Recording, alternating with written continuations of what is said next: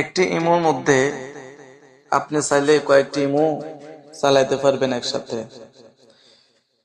ইমোটু চালানোর জন্য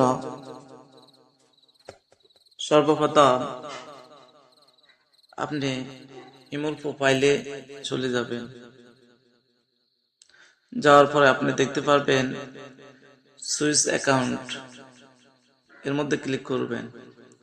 ক্লিক করার পর আরেকটি ইমো আপনি অ্যাড করার জন্য অ্যাড অ্যাকাউন্টের মধ্যে ক্লিক করবেন। অ্যাড অ্যাকাউন্টে ক্লিক করার পর, যেমন আমি দ্বিতীয় নাম্বার ইমোটি চালাতে চাচ্ছি, আমার ইমো এখন এটা লাস্ট 52 নাম্বারে ক্লিক করা আছে।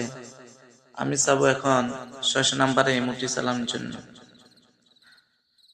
তাহলে আমি টিক মার্ক দিয়ে দিব 600 নাম্বারের মধ্যে। তারপর আমি ডানে ক্লিক করব। ডানে ক্লিক করার পর আমি টিক মার্কে ক্লিক করব। টিক মার্কে ক্লিক করার পর আমি ওকেতে ক্লিক করব।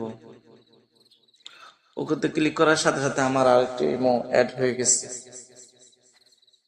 এভাবে আপনি চাইলে অসংখ্য ইমো আপনি এখানে অ্যাড করে রাখতে পারেন।